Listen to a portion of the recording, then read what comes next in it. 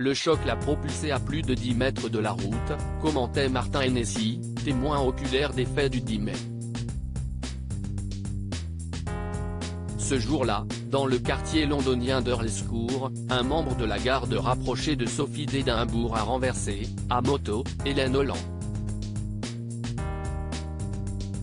La violence était telle que la femme de 81 ans a été projetée dans les airs, à près d'une dizaine de mètres du point d'impact.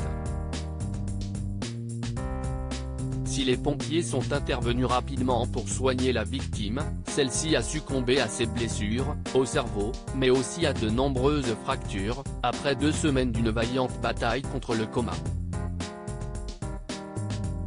Au lendemain de la disparition de Hélène Holland, un porte-parole du palais de Buckingham a assuré que la duchesse d'Édimbourg était profondément attristée par la nouvelle. Pour Martin, le fils de la victime, l'épouse du prince Édouard n'est pas à blâmer. Celui-ci dirige plutôt sa colère vers l'officier de police responsable de l'accident. Et il n'est pas le seul. Mardi 6 juin, le média britannique The Mirror laissait entendre que l'Independent Office for Police Conduct, la police des polices britanniques, pourrait poursuivre le responsable en justice pour homicide involontaire. Il s'agit d'un incident tragique et il est important que nous menions une enquête approfondie afin d'établir les circonstances des faits, qui permettront d'évaluer les actions et la prise de décision de l'officier faisant l'objet de l'enquête, a commenté Amanda Arrow, directrice de l'IOPC. Ensuite, nous déciderons s'il convient de renvoyer l'affaire au ministère public pour une décision d'inculpation et si l'officier doit faire l'objet d'une procédure disciplinaire.